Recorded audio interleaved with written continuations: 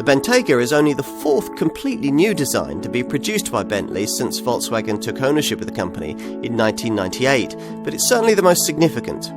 The car takes the brand into previously uncharted territory and can allow owners the same capability should they wish to stretch its limits. It is, quite simply, one of the world's most complete and compelling luxury products. Just how do you go about creating a car like this? Make a huge, prestigious SUV sporty, and usually it can't also be properly capable off-road. Yet the Bentayga had to be both, offering limousine luxury even when lapping a racetrack at up to 187 miles an hour, while using the same suspension that must be unbelievably tough, inching over rocks in the desert at a 3 miles an hour crawl. It's all very well to question the need for cars of this sort, but you can't deny that they do stretch the limits of what we previously thought possible. Inevitably, the technology necessary to achieve all of this is hugely impressive, as it probably should be for the kinds of money being asked here, now especially in this diesel version, which features a 435 PS triple-charged 4-litre V8 engine using an electrically driven supercharger in addition to the usual pair of turbos. That's enough to put out 900 newton meters of pulling power, and that's the same as you'll get in the alternative 608 PS 6-litre W12 petrol model that the majority of Bentayga buyers choose. That's despite the fact that the diesel is, of course, far more economic, capable of 35.3 mpg and 210 grams per kilometre of CO2 emissions. A 550 PS twin-turbo 4-litre petrol V8 is also available.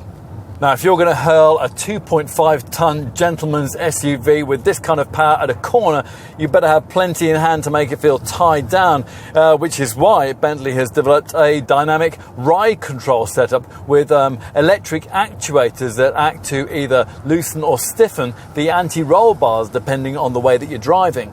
This works in concert with various tarmac-orientated driving modes that make the usual tweaks to the steering feel, the ride quality and the gear change timings, and also an air suspension system that also facilitates a surprising degree of off-piste prowess.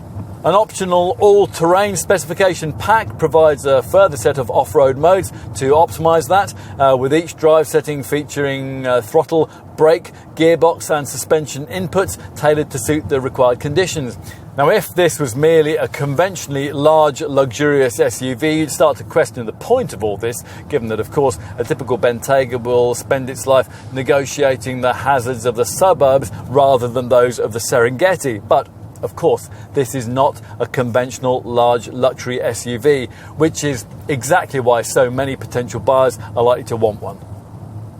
Not everyone likes the look of this car, but there does seem to be agreement on one important point, that it looks like a Bentley. Now, just as Porsche did with its original Cayenne SUV, the crew maker has struggled to translate its styling demeanour into a car of this kind, with an aesthetically divisive end result. Still, the shape certainly has the street-side presence that many likely buyers will want. Enough on the outside, let's get to the part of the car that will probably really sell it to you. Now, you may have had reservations about the looks of a Bentayga, or if you're a journalist, you may have been obsessing about the fact that it shares a few substructures with humbler Audi and Volkswagen models, but all of those issues simply vanish away the moment that the enormous door heaves shut behind you like a bank vault. Almost everything here feels pleasurably different to anything you'll have experienced in any previous car from the brand, and that starts, of course, with the way that you're seated. Now, no matter how much you've prepared yourself for the idea of a Bentley SUV, it's still a novel experience to find yourself gazing at the famous brand badge from such a high and commanding seating position. And although you, of course, expect the cabin to be luxuriously finished, it's still surprising to find the sheer lengths the company's gone to in terms of substance, sophistication and craftsmanship. I mean, it's to a level unsurpassed even by one of the company's Mulsanne models, costing nearly twice as much. Of course, it may be that you're one of those Bentayga owners who isn't too interested in sitting at the front, in which case an equally special experience at the rear awaits. There's plenty of room to stretch out, and just as much luxury and craftsmanship as you'll find up front. The quilted door cards, the organ stop vents, it's all here too. Let's finish with a look at the boot. Well, the sheer size of this car suggests that it'll have an enormous boot, but not a bit of it. In fact, the 484 litre capacity is less than you get in a small hatchback-based SUV like a BMW X1. On the plus side, the seat back is split 40-20-40, allowing you to carry really long items like skis without disturbing a couple of rear-seated folk. And as part of the air suspension system, there's this useful little button on the left-hand cargo wall that allows you to drop the loading height down to make getting heavier items in and out that bit easier. In summary, you can see why it took the Bentley brand so long to get around to bringing us this car. But having tried it, we've ended up being very glad they did.